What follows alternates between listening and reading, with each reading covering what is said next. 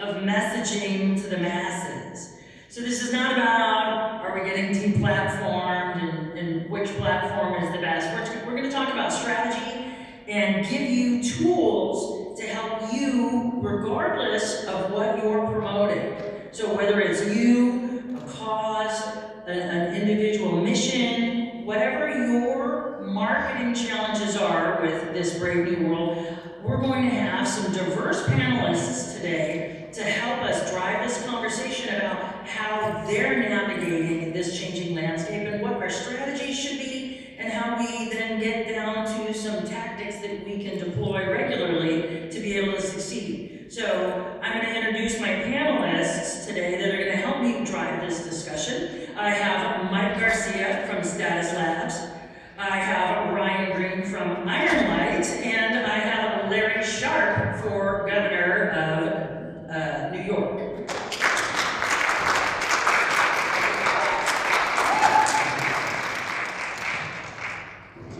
This is my show, right? What? So as we think about what we are doing with marketing and getting our messages out, because the message of liberty or freedom or whatever your company or product or service is, it's critical that we understand what our outcomes are, what we want to achieve, and that's to persuade people to our ideas, our ways of thinking, our products, and our services. But depending on where we are with that, our tactics and strategies need to be different. So I'd like to start first off with a question to my panelists of, let's break down the strategies that we need to be thinking about when it comes to both the digital landscape and marketing and traditional media marketing. So who would like to take this question first? Or should I just pick you? Of course, go Larry. That would be a good chance. It's over. No, I think the most important thing, and I'm speaking from a candidate's point of view, right? Not from a company point of view, from an individual trying to push your own message, your own candidacy forward. One of the most important things to do is recognize you're not going to start off getting any mainstream media. That's simply not a thing. They're not going to give you mainstream media, you're not going to get it. If they do, it's just hidden. So you have to focus on non-mainstream media first. But the way the world works in politics, if the non-mainstream gets big enough, the mainstream picks it up. So you have to kind of grow the market your way into mainstream media. When it comes to getting votes, if you're a candidate, well, isn't it good enough to just go on all the cool podcasts? No, it isn't. Because the people who vote are watching mainstream media. So if you're looking for actual votes, again, not supplying your product or your message, but actual votes, you've got to somehow get to mainstream media. You get that two ways. Starting with non-mainstream media, getting a buzz that mainstream that picks you up, or you get to polling. People follow polling. Polling is mainstream. You might say, Larry, how do I get a poll? I'm not joking. You buy a poll. The people who say, why aren't these third-party candidates in the polls? They didn't buy the poll. You buy the poll, you're in the poll. Raise money, buy a poll, be in a poll. Mainstream picks up the poll. So again, the goal as a candidate is to get yourself into mainstream, but don't try to get to mainstream. You never will. Either polling or do non-mainstream, you will see yourself move into mainstream. The best example I can give you right now, if not, is Bobby Kennedy Jr. Bobby Kennedy Jr. started very much in the podcast world, that type of world. All of a sudden, now you see him, he's on MSNBC, Fox News, he's on those places. He followed exactly that strategy. It's one of the reasons why he's successful. Yeah, I'll take it from a different kind of angle. I work for a reputation management company, crisis management. So we're working with companies from, so many different industries. It kind of just runs the gamut. And kind of to Larry's point, I would say you start with the end in mind. Kind of just depends on what you're trying to do, but very similar. Laying out a digital kind of like landscape for yourself is probably the number one thing you can do, because you're not going to get New York Times, Wall Street Journal to cover you immediately. It is going to be something a little more homegrown. So making sure that your professional profiles are up to date, your company profiles are up to date, and you have just a really solid digital footprint out there, so that when you start doing marketing, if you're doing any digital marketing, content marketing, when you're sending people to go and do searches for you and look for you online, they're finding content that reinforces credibility and trust and positions you as an authority figure in whatever field you happen to be in. So I think it's similar to maybe what a candidate would do, but again, on a company level, just a little different. It's just a lot of guerrilla type of marketing, making sure that you've got all your the ducks in a row that you can manage, that you actually know. Ryan, you have a different perspective. Of course. So Ryan and I were like, we have a giant astronaut on the screen and campus, and you come in, it's pretty obnoxious. At Iron Light, our biggest thing is competing for attention. And so we want to know where the attention is and how do we compete and win for that attention. The great thing about mainstream media is they really suck at capturing attention and retaining attention. People actually don't like consuming mainstream media. If you ask them about media outlets, like in Chicago, we're competing with Chicago Tribune in Chicago sometimes. If you ask people, they don't actually like those outlets. So you can go in and compete for that attention and actually build an audience bigger than those outlets, which is what we've done in Illinois for one of our clients. Our client has an email list that's 4 times larger than the Chicago Tribune's active email list. So we drive the narrative, we dictate the narrative. We don't rely on them, they rely on us.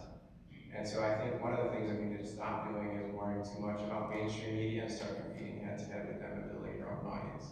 Like, we live in an era where it's easier than ever to acquire audience, capture audience, and engage that audience on multiple platforms, and we should be doing that. Like, I sit in a lot of rooms and there's a lot of hand-wringing about New York Times or this other outlet won't pay attention to us. I don't give a shit about that. I can get a bigger audience, I can reach more people. I can go on TikTok and get millions of views.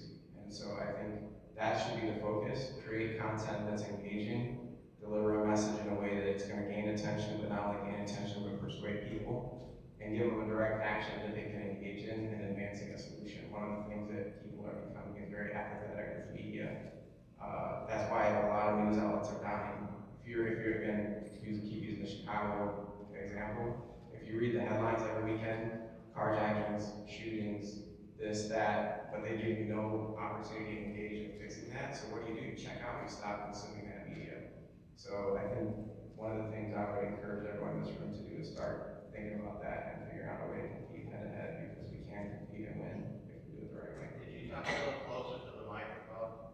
Yeah, sorry, we're trying to split duty here. And Ryan, this made me think of something that's kind of interesting too. Thank you for saying that. He's totally correct. You see a lot of media crashing now. Again, I'm speaking specifically as an individual or candidate here in my work. There's an advantage to that in one way. Local newspapers and local radio stations, many of them are dying also. So if you can get a local newspaper person to write an article about you, that person probably writes for 3, 4, 5 local papers. I'm not joking. Sometimes the same name, sometimes they change their name, but they write a story about you. If you're running for a school board, you're running for city council, they write a story about you. They'll publish it in 4, 5, 6 local papers. Now again, to Ryan's point, not many people are reading the local paper, but here's the key. If you read a local paper, you vote. So if you're looking for voters specifically, local newspaper is very valuable. In fact, so is local radio. Most radio stations now are basically just signal towers where they syndicate everything. Some of them have an actual morning show. If you can get on that morning show, valuable. Again, not people watch the listen to the morning show, but those who, if you listen to your local morning news, you vote. So it's a very specific niche you take advantage of. Again, if you're looking for votes, you take advantage of the collapse that Ryan's talking about. The thing I would add to that is those outlets need you more than they can than you need them, because their whole revenue model is dependent on clicks and audience. And so what we try to do for our clients is, again, if they have a bigger audience than the media outlets, then the media outlets require our clients for coverage and for clicks to generate revenue, right?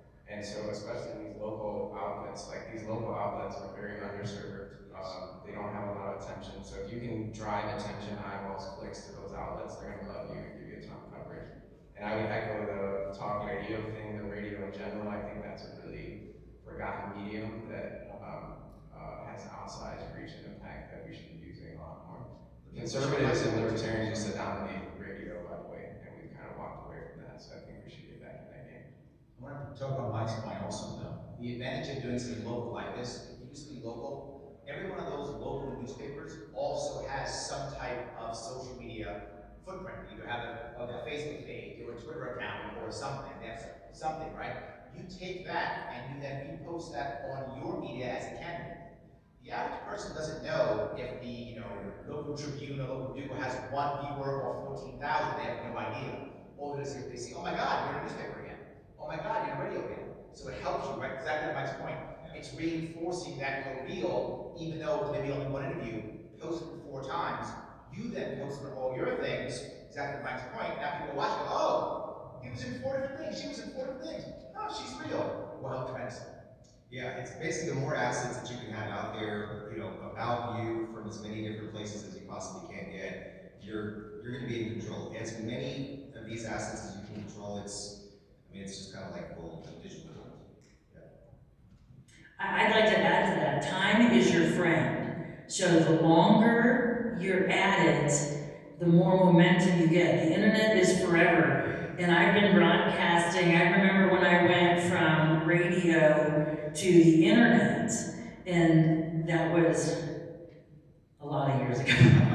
That's more than 20 years ago. It was kind of like we're still trying to figure it out.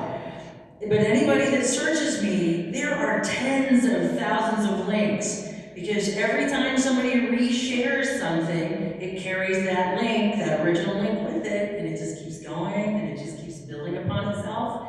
You remember those commercials, and so on from the late 70s, early 80s? I'm dating myself. Some of us remember. Some of us aren't old enough to know, but yeah, so as we're thinking about this, so we have different concerns with all of you. So let me pose this question, and I'll start with you, Mike, and work my way back. So if you had a 3-step plan for somebody that's starting out and coming from your perspective of crisis management, okay, so what do I need to do? Because if something bad happens, how many good things do I have out there to overcome and compensate for that? What would be your 3-step strategy?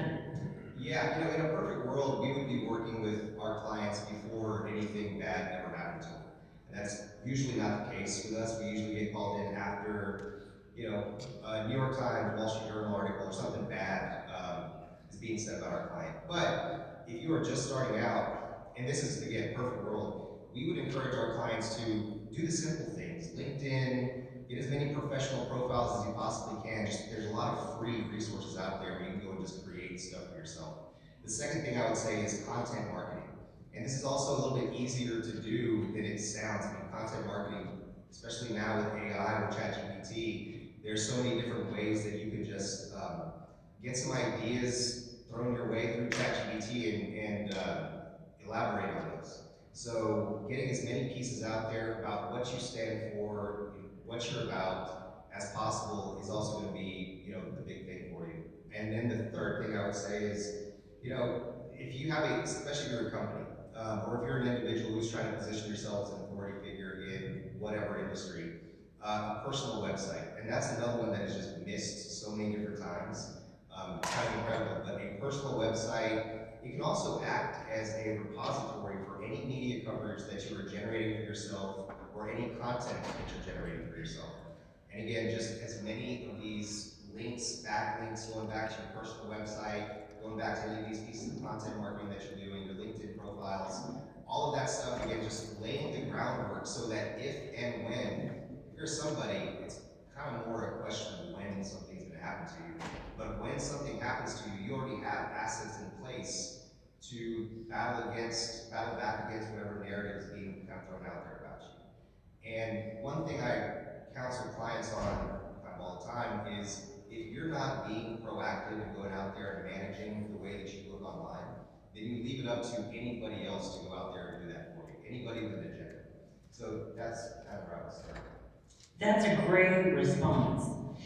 Ryan, what would your 3-step strategy be? Our 3-step strategy usually starts with audience definition. So who you're trying to reach. Second is where are they consuming media and how are they consuming it. And then the third is the content strategy and engagement strategy. So once you know who they are, where they are, and how you're going to reach them, what you're going to say to them, it's just a matter of engaging them at that point. Excellent. Larry? Again, I'm talking as a candidate here, or someone pushing that kind of thing, is niche So for example, you're running for some office in some place, in some world, and what your biggest issue is to say, you want to change schooling. Focus on that. Even though you have many things you want to work on, focus on one thing. So go on a podcast, it's about homeschooling. Go on a podcast, it's about school choice. Go on a podcast, it's about teachers unions. Go on a podcast, it's about a niche issue. Even though you have many, this is the issue. If you really want to fix a lot of things, you want to shove everything out there, right? But when you start, don't. Focus, and I'll give you another example. I'm going to give Bobby Kennedy example again. Medical freedom, right? Regenerative farming. These are niches. But when you focus on that niche, what happens is people know people outside the niche, and then they begin to share and grow from that, which leads to other niches. So when you start as a candidate, focus on a niche, number one. Even if you like lots of things, focus on one or two maybe, but just focus on small things. You'll see it begin to grow. Respond. On all your social media posts, respond. Literally respond. People say, you're an idiot, respond. I like that, respond. If you respond, here's the reason. Most politicians do not respond to anything. Nothing. I had people who voted for me tell me, Larry, I voted for you for one reason. You answered my question. That's why they actually voted for me.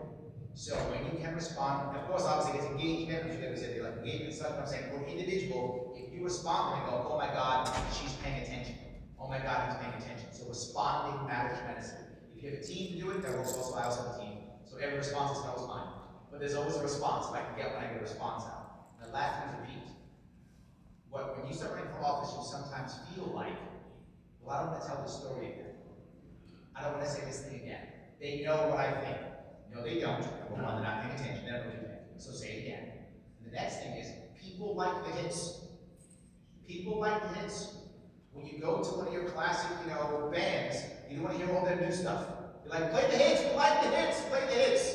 So play the hits. If you're going to bring up schools just because I don't like schooling, if school's your big deal, you can talk about school again and again and again.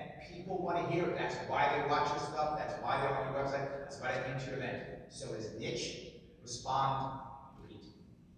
I like that. About 25 years ago, I interviewed Mark Victor Hansen, who's the Chicken Soup for the Soul guy, and I asked him, and I said, what would be the one thing that you would tell me to do to be successful? And he said, go niche, get rich. And it worked.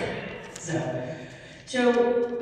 this has been really insightful. So we're thinking about connecting and communicating. And something else that's good about responding, especially when it comes to social media, is it moves you up in the algorithms that everybody is trying to demystify.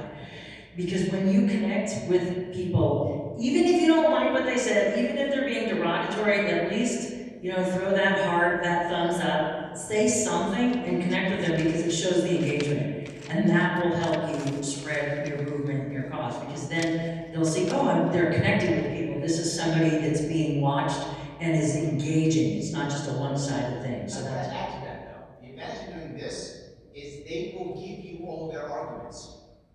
Right? They will give you the arguments, trying to make you look bad. You then learn. And since you're starting out niching, no one's seen you anyway. So when you say something stupid, nobody notices. Because no one's watching you. And if they come back with, here's the thing you should have known, you knucklehead, you go, ooh, now I know that. So when I get to Joe Rogan, I hope you'll be Joe Rogan one day, I've already had all the bad stuff happen to me. I'm now seasoned. I now know what they're going to say, how they're going to act. So niching is what's exactly right. People are going to start engaging in you. You're going to figure out what you missed. You're going to find your hole, what mistakes you made, what policies you didn't know about, what laws you were unaware. Again, as a candidate, what mistakes you made. They're going to teach you. So now you're going to actually be better when you get live, when you're in front of people. So another thing. Excellent. So my next question, and this time I will start with you, Ryan. So when we think about marketing ourselves and putting ourselves out there, and we create the outcome we want to generate, and we work our way backwards, it's great to focus on things that we should be doing. With your experience and your clients, what are the things that these people need to avoid or stop doing because A, it's a waste of time, or it's detrimental? Doing too much is literally what every one of our clients does. It's a mistake. So they'll get advice. You need to have a podcast. You need to have a Substack. You need to be on LinkedIn. You need to be on Instagram. If you overextend yourself and you can't generate enough engaging or quality content for the platforms you're on and maintain and actually engage on the platforms you're on, you shouldn't do it. So think about what your bandwidth is, think about what you have in terms of resources, and go all in on the ones that matter the most. I would say email is something that we prioritize just because, again, it's owned audience. It's sort of like not popular right now. Everybody's talking about all these other platforms, but email is still an extremely valuable way to reach people and reach people consistently. So we always tell them, look at the most highest value way to reach people, and don't overextend yourself and fall on your face and do a bunch of platforms for you versus a few very well. That's really great advice. And that's the thing that everybody thinks they need to be all things to all people and everywhere at the same time. And we just, you can sell all that out, but to what end? So, Mike, what do we need to avoid? Oh my God. Especially from He's got a list for us.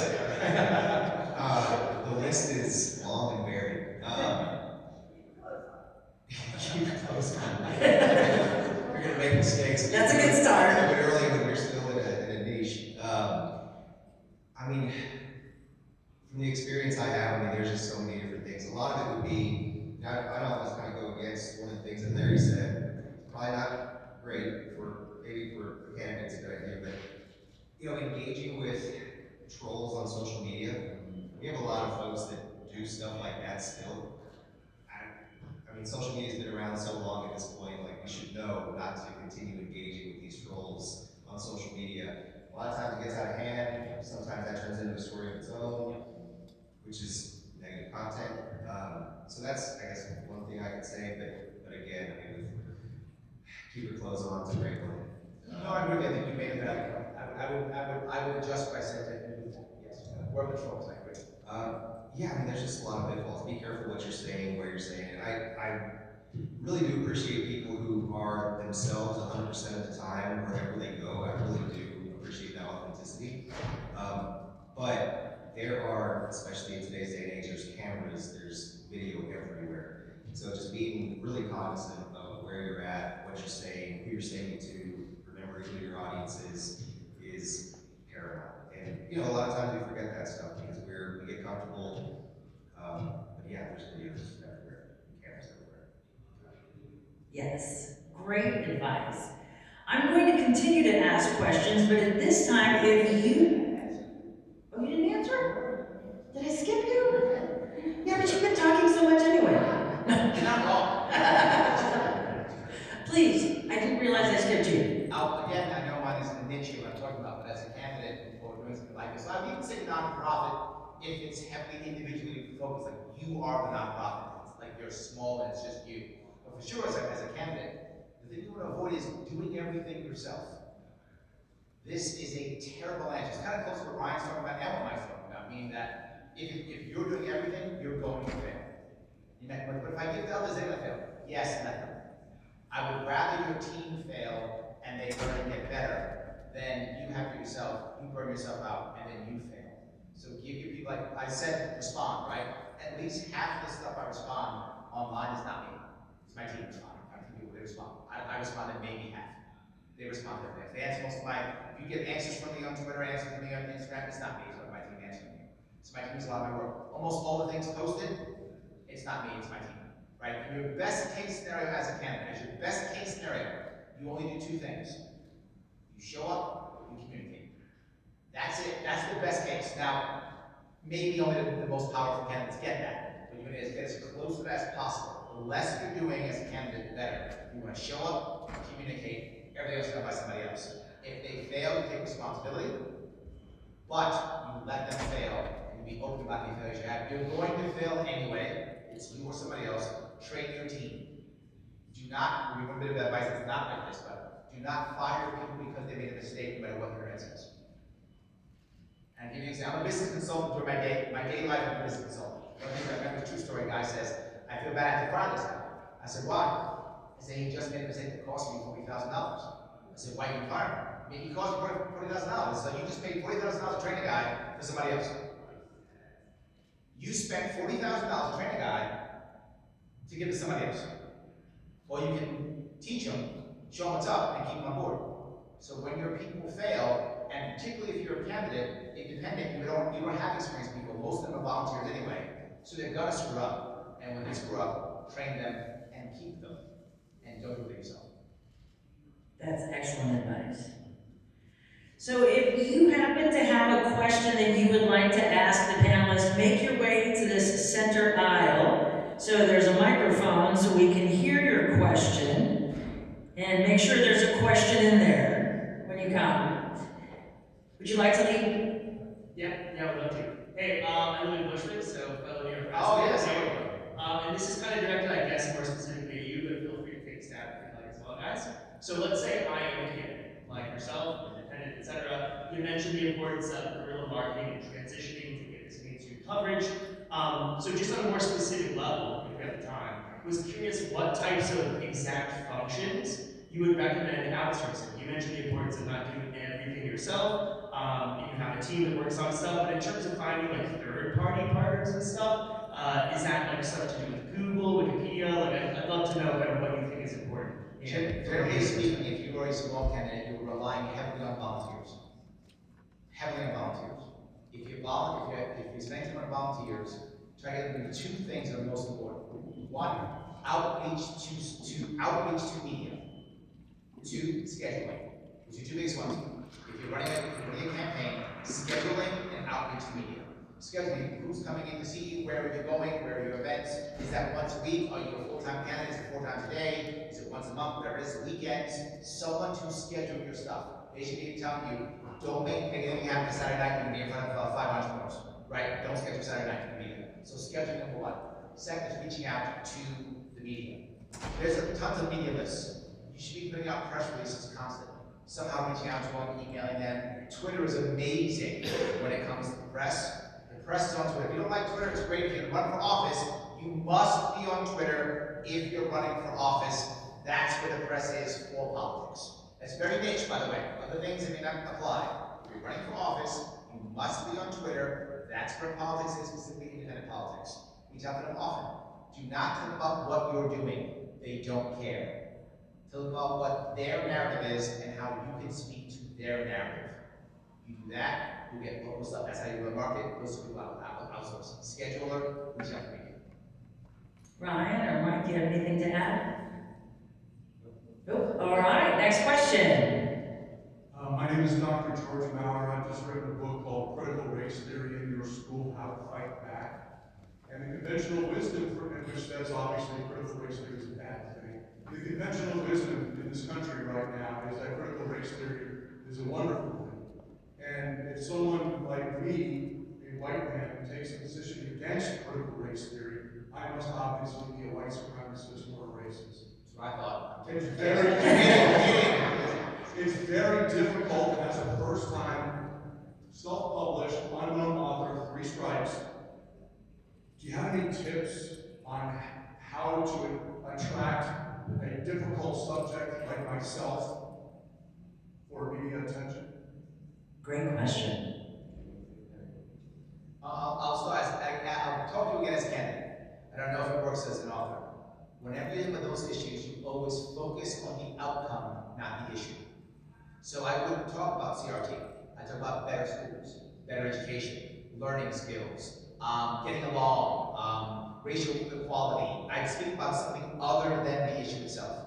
The second you say CRT in a left-right paradigm, Democrat Republican world, you go on one side and they either embrace you or shut you off. So you're not changing minds. So I would focus on the outcome and then have the conversation and recognize the second piece is, when you're doing this back and forth retail politics, I don't want to win an argument. It's not helping, right? I don't want an argument, not important. I want to have lots of conversations. When I was in the Marine Corps years ago, I was in intelligence, one of the things they talked about was this idea of interrogation. There's a story told about a guy who was captured in Korea during the Korean War. He was a captain, an army officer. He was a West Pointer from the Northeast, and a Chinese interrogator came into him, trying to interrogate him and show him, how great communism is. And the captain says, "You're never going to get me to believe that communism is awesome." He goes, "I'm rich, I'm from the Northeast. Once this war is over, you're going home by big house. What are you doing?" And the Chinese interrogator said, "Oh, that's not my goal. My goal is only one thing. to make you believe that your way of life isn't perfect. And if you believe that, you'll leave Korea. That's all I want. You don't have to believe in communism. Now that sounds harsh, but the concept's the same. I've got to get someone to believe that their view on CRT isn't perfect. Their view on whatever isn't perfect. That's my first step. That's not winning an argument, that's just cracking that facade. Now we have a conversation. Now they'll read your book. Now they'll return. It's over time focusing on the outcome, not the issue itself. Ryan? My advice to you would be self-aware. That's not an issue that you can go on camera and talk about, right? So one of the things that we use at Iron Light is a model called SCARF. It's a neuroscience-based model in terms of engagement and how people react to a stimuli that's presented to them. The R in SCARF is relatedness. And the way relatedness works is you scan a room and you look for things that you relate to, connect to, and you decide who's in group, out group, right? If you go on TV and you're talking about CRT, they're gonna be like, this guy doesn't know what the fuck he's talking about. Like, he doesn't deal with the issues of the people that he's talking about, right? One of the pieces of advice I used to give one of my clients was like, as an old white dude in a suit and tie, you can't go on media and talk about the issues that black kids are facing in low-income areas. That's not gonna fly, I'm sorry. I know you care, I know you have empathy, I know you think you have a solution, but you go on camera and people are immediately gonna sound you up, and you nailed it, right? They're gonna think this guy's a racist and he's in this for the wrong reasons. So determine a proxy, right? Use storytelling. Go reach out to families that look like the families you're talking about and tell their story and let them be the face of your campaign. You can do the writing, you can do the research, you can do the thinking behind it, but you need a different messenger because the messenger matters. And you've got to understand that. And so I would just say be self-aware and don't set yourself up for failure. That's a great point. Thank you for bringing that up. That's why you find many politicians have surrogates. For that exact reason. They have surrogates that show up, right? Someone else shows up for this, someone else shows up for that. It's perfect. Thank you. That's great. Did you have anything to add? Those were both very wise answers. Excellent, thank you. Hello, my name is Evie Lynch. I just started a nonprofit called CURE, Coalition of United Representative Entrepreneurs. The reason behind it is because for many years I was. Can you speak louder? There you go. Is that better? Yes. Thank you. Yes, thank you. For many years, I was a union steward within one of the largest public sector unions within the state of California. And I saw a lot that I didn't agree with, and I want to change. But I realized that no matter how much information that I gave people, their mindset was fixed. So I realized that we needed to educate. We needed to educate people on the realities of their abilities. So that's where CURE comes in. I would like to be able to integrate into both the public and the non-public world and give them this information. What do you suggest are the best practices for me to be able to get people to not only accept that there's a different way of thinking, but to engage?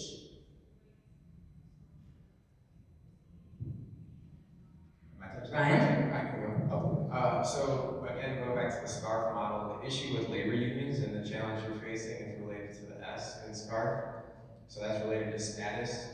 So anytime anyone perceives you as trying to weaken their union, they perceive that as a threat to their status because they understand that their union is supposed to negotiate in their best interest, and they see the power of the collective. Again, I've done a lot of work in Illinois and other blue states, and I used to ask my clients, why the hell would I leave the union if I'm in Illinois? I'm getting a pretty good deal. I can't get fired. I have the best pension in the United States.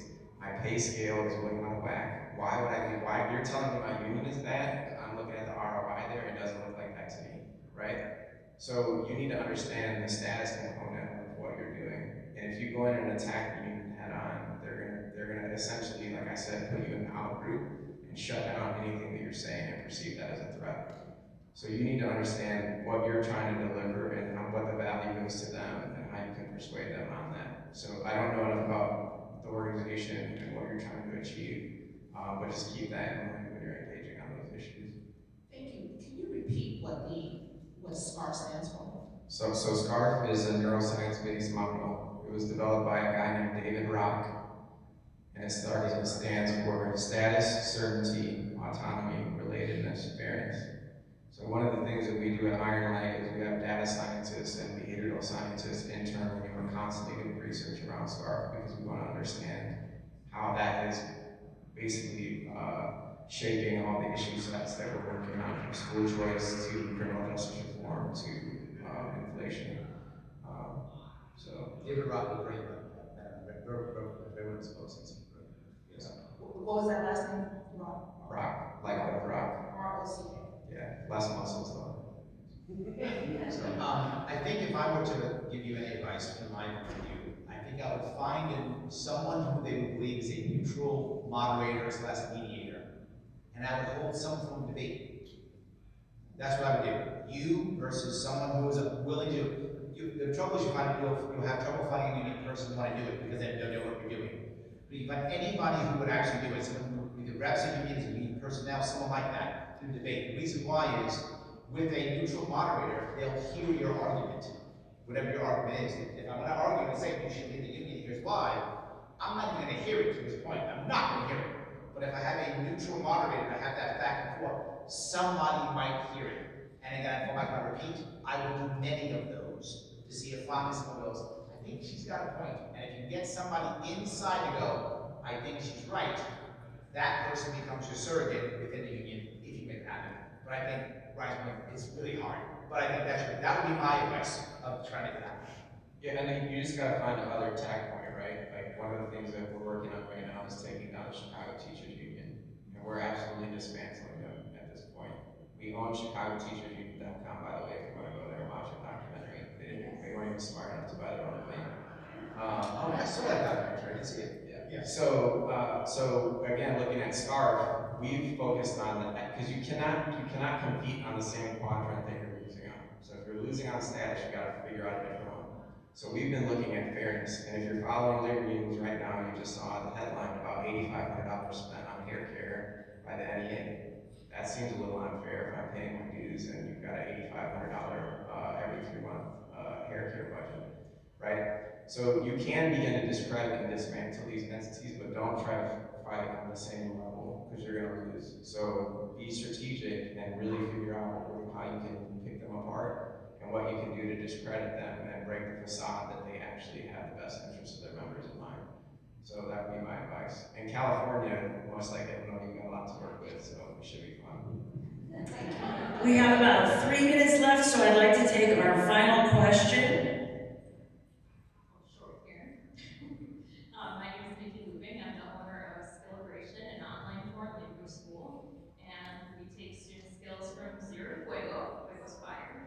But my question is, I've been trying to get out there with media, whether it's local or podcasts, and I'm on a little bit of the struggle bus, so I'm just curious what the approach is, who's the point of contact, if you could walk me through a little bit of the logistics of doing that when you're kind of unknown. Are you saying you've been on them and had no impact, or you can't get on them?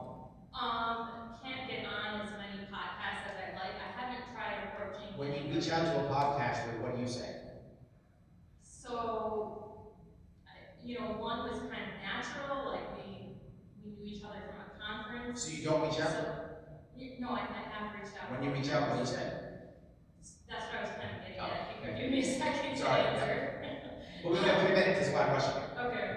So, no, one was natural, and it happened through a conference that we knew each other, and I can't really remember what happened. But then the other times, I think the approach didn't work because maybe I kind of came off too strong. I'm kind of direct, so I'll just kind of say it, Okay, you're not that direct, because you don't know what I asked you. I asked you, what did you say when I you don't spoke? remember. Oh, that's the answer, thank you, I remember, perfect, that's the answer. Whenever you try to get the podcast, remember, the podcast doesn't care about you. The podcast doesn't care about your issue. The podcast cares is going to be something special that will get people to watch. That's all they care about. So if you pitch them about yourself, they don't care. You have to say, hey, here's something cool that people want to hear or watch or talk about. That's it. That will get the podcast podcasters that care. You might say, Larry, how do you know? I'm the only non-presidential candidate who's running to defend Joe Rogan. That's why I know. I run all those podcasts because I gave them something interesting to talk about. In my case, I was talking about policing naming rights out to bridges. That's what I was talking about. You see right now, who's the podcast team right now in politics? It's Bobby Kennedy Jr.